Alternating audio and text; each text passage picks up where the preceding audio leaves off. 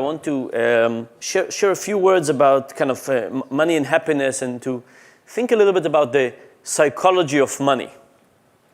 So money is all about opportunity cost, right? Every time you buy something, you're giving something up. So if you buy a cup of coffee, what you should be thinking is, what am I giving up? What am I giving now? And what am I giving in the future for this particular pleasure? The problem is it's very hard to think about opportunity cost. So we went, for example, to a car dealership, and we asked people, they were about to buy a car, and we said, if you go ahead and buy this car today, what are you giving up? And people had no answer. And then we pushed them. We said, look, if you're going to buy this car, something would give what? This was a Toyota dealership, and people said, if I buy a Toyota, I can't buy a Honda. So people were making a substitution in the same time frame, in the same product category. Now, what people should have said is, this is 700 lattes and 30 books and 2 weeks of vacation and so on. But the substitution across domains and across time is very, very tough. So money is something that we use all the time, and because of that, we often think we're experts about money. But the reality is that thinking correctly about money is just something very, very tough. So one thing, both Mike and Paul showed is we just don't know how to think about it. But the interesting thing is that we're about to design new electronic payments. And as we design those electronic payments, there's a question of what kind of payments are we going to design and how they're going to work. So I want to talk to you about 2 principles to think about how money should look like. So one mistake people do, because we can't do the right thing for the right reason, we do things for the wrong reason, is that we think about relativity. Rather than think about absolute amounts, we think about relative amounts. So here are a few examples. Imagine you're going to buy a pen, and the pen is $15, and as you're about to check out, the cashier says, you know what, you look like you have a really nice face. I have to tell you there's another store selling the same exact pen 5 blocks down the street for $8 less. Instead of for 15, it's for 7.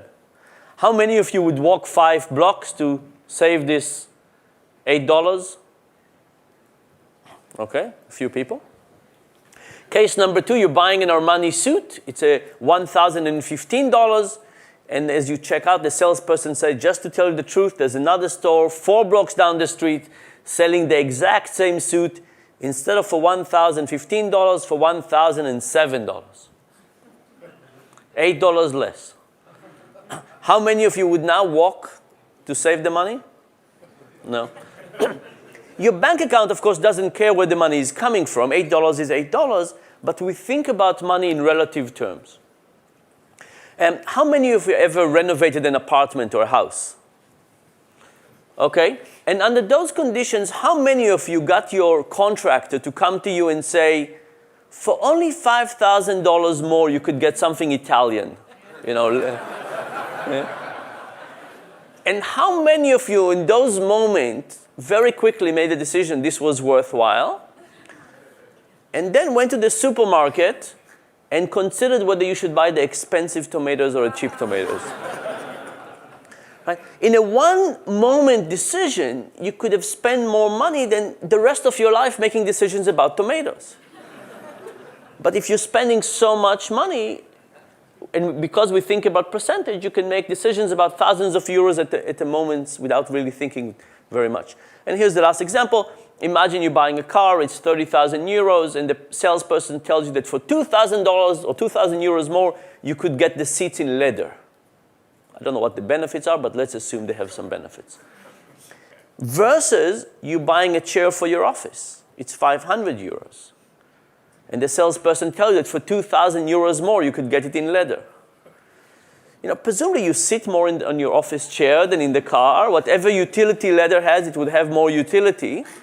But that's not how we think about it. You say 40,000 euros, 2,000 looks cheap, 500, 2,000 look incredibly expensive. We don't think about the utility of what we're getting. We're thinking about relative prices. And one other example is something we call the pain of paying. Imagine I owned a restaurant, and you came to eat in my restaurant, and I figured out that people eat on average 50 bites and pay $50. And I came to you and I said, that because you're such a nice person, I'll give you a discount. It would only be 50 cents per bite, half price. And not only that, but I'll only charge you for the bites you eat. The bites you don't need to eat, no need to pay. And you'll sit down and I'll serve you your dish and I'll stand back and I'll take my pen down, and every bite you take, I'll mark a little note in my notebook. And at the end, you'll be charged only 50 cents only for the bites you eat. How much fun will that meal be? When I teach my PhD seminar, on the day when I teach them on the psychology of money, I bring pizza and I charge them 25 cents per bite. And they eat such big pieces that they suffer. They just try to maximize. But in the process, of course, nobody enjoys himself. Another example, imagine you go on a cruise. It's an expensive cruise to Alaska. And you can pay in one of two ways. You can pay either the moment you get off the boat, or you can pay 6 months in advance. Which one of those is the rational thing to do? The rational thing to do is to pay the moment you get off the boat. You get to keep the money for 6 more months, you could get some interest maybe, and so on.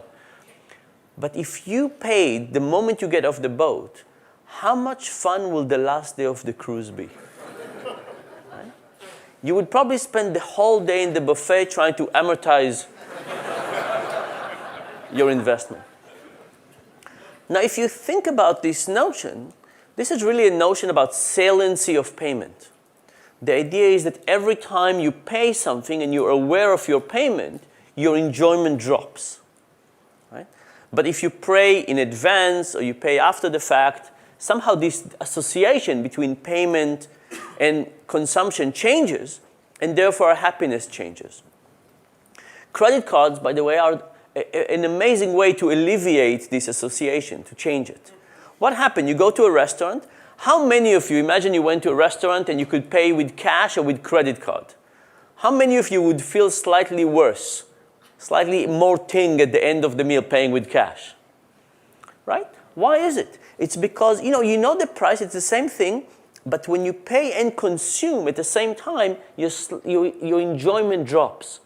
But if you just signing and you're paying somewhere in the future, that's easier. You disassociate the timing. If you got a gift certificate, then of course it's really easy to spend because the money is completely disassociated from the payment, is disassociated from the experience. So as we build electronic payments, we need to ask ourselves, which ones do we want to build? Do we want to build things that would disassociate money from payment to a high degree and therefore give people no guilt of spending? Or do we want to associate them? And the answer is actually quite complex because there are some things we might think that people don't buy enough of, and therefore we might want them to buy more of. And there are some things we think people spend too much money on. Imagine, for example, what happened with energy consumption. Right now, we have no feeling about how much energy we're spending. How much is it costing us? Imagine we went back to the old British system in which you had to put coins to operate your heater. How comfortable will your homes be? Probably much less in the winter. Right? The moment we start associating payment and experiences, we start to think about things in a very different way. The issue of the pain of paying, by the way, also tells you something about what's a good gift. Think about it. What's a good gift to give somebody? Michael talked about all kinds of gifts, but what characterizes good gifts? One of the things that characterize them is something that somebody wouldn't buy for themselves, which is a very strange category, but it exists. Imagine you walk down the street and you see a beautiful cashmere sweater. And you go in the store and you put it on and it's beautiful color and shape and it's the right size. And you look at the price tag and you say, I can't possibly justify this. It's not that you don't have the money, but it just seems exorbitant. You leave it at the store, you walk home, only to discover that your significant other bought you that exact same sweater from your joint checking account. How would you feel? Right? Would you say, honey, thank you very much for thinking about me. I thought about it myself. I decided this was not worth the price. Please return it and put the money back into our checking account. Of course not. You would appreciate the fact that they took away the guilt out of this purchase. So if you think about this, money is really very complex. When we think about it generally, we think it's a really simple thing, and because we deal with it all the time, we think we know how to deal with it. It's actually quite complex. And as we invent new technologies, electronic payments, mobile payments, and so on, it's really interesting to say about what kind of future are we going to create? Are we going to create one that gets us to give more money away? Are we going to create one that gets us to think about our purchases, think about our pleasure, have less pain of paying, more pain of paying? I think it's an interesting question. So that was for that. Actually,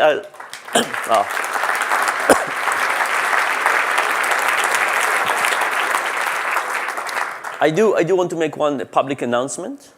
We have a little confession booth, not in the main room, but the room behind it. And we're asking people to come and confess to some lies you've told. You know, we all tell some lies at some point. And we ask you to come and share some lie that you've told before. Something interesting, you've learned something from it, and so on. And we also know a lot about public commitments. So who here is willing to go later and tell a lie? Come on. Oh, in the back, more? Very good. I have prizes for people who are willing to do it. Anybody? No? I can't tempt you? Okay, I'll tell you one little story about lying. Maybe that will encourage you to come later to check it out. A guy goes to confession. And he says, "Forgive me, Father, for I have sinned." And the father said, "What have you done, my son?" And he says, "I'm 72 years old, and I just had sex with two 25-year-old twins." And the priest is appalled. And he says, 75 years old, just had sex with two 25-year-old twins. I want you to walk around the church 70 times and say 700 times Hail Mary and give $1,000 to charity. And how long has it been since your last confession? And the guy said, "I've never been to confession. It's my first time." He said, "You're 75 years old. You've never been to confession. How can that be?" He says, "I'm Jewish." So if you're Jewish, what are you doing here and why are you telling me? He said, "I'm telling everybody."